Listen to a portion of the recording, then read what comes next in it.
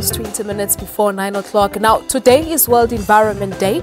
It is a day to commemorate, environment, of course, and it's an annual event. It's celebrated or being commemorated on the 5th of June.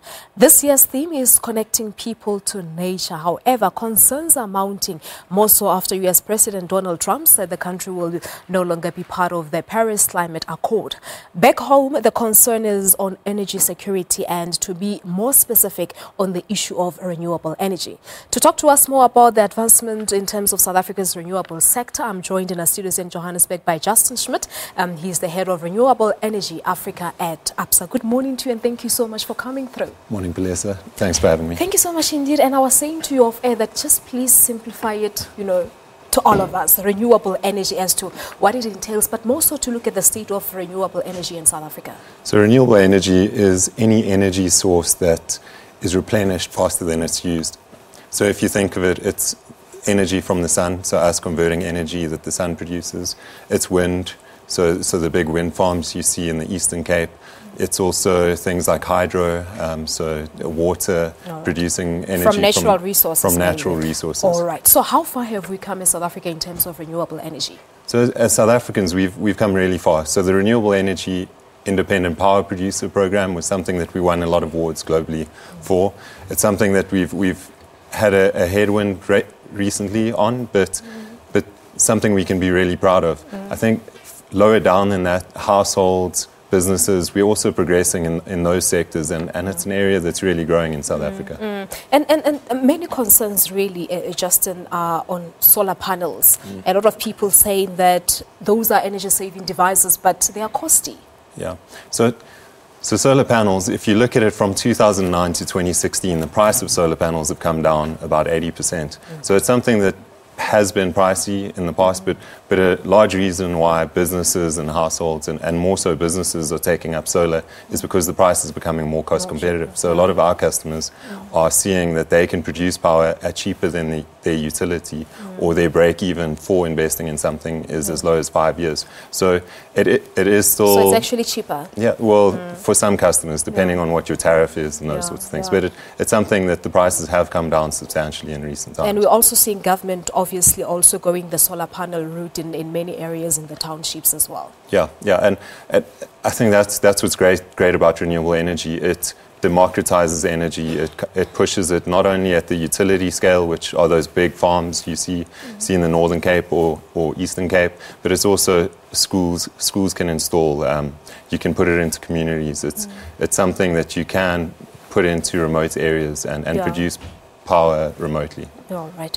Now, the Department of Energy has committed South Africa to increase renewable energy generation, and it has set itself a target of 2025. How are we looking? Are we getting there? So there's a lot of positives in the industry. So if you look at businesses, for example, Treasury has given a tax incentive where you can depreciate your asset in 1 year if it's less than 1 megawatt. Industry is also ensured that, so the Industry Association, SABC, has come up with something called the PV Green Card, which promotes safe installations in the industry. And then I think we have committed, it's policy that we are committed to the renewable energy journey. I think there are some headwinds that we've seen lately, but there is a lot of positive news that we've seen. I wanted you to talk to us about the challenges that that are being experienced with this renewable energy.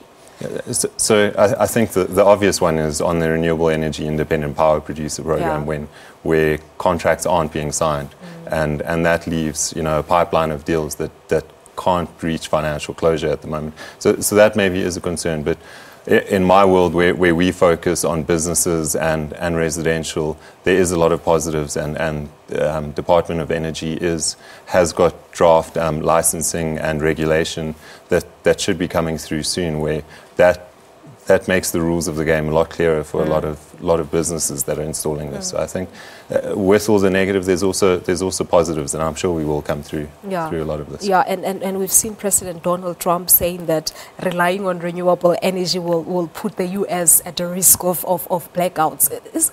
I know you don't want to get into that too much, but is it really the case? I mean, if you were to take it back here at home. Yeah. So at home, it's not that big a portion of our our electricity use. So that argument, I don't know if it holds in South Africa, but what you're seeing in the States, where he says there's the risk of blackout, businesses are still going ahead with this. And I think where the world is moving, we're moving more towards battery technologies and a lot more innovative ways of managing power. So I do think we'll innovate ourselves to that space, but it's something that businesses said, well, we've got commitments to go 100% renewable energy. So it's something that I don't know if we can stop it. Yeah, and the fact that South Africa has actually signed to combat climate change, does it really mean that we are likely to see more coal-fire stations being built, going forward? So I don't know if I want to get into that debate, but what I can speak to is where there's an investment case for renewable energy and companies are deciding based on what makes investment and business sense. So a lot of companies are saying, well, I can produce power for cheaper than I can buy it. So I'm going to invest in this. So what you're seeing is a lot more of the move for, energy independence in a sense, where companies are saying it makes investment sense. So that's what we're going to do for ourselves. So it's a matter of waiting and see what happens in the future. But talk to us about this year's theme for World Environment Day. So connecting to nature. Yes.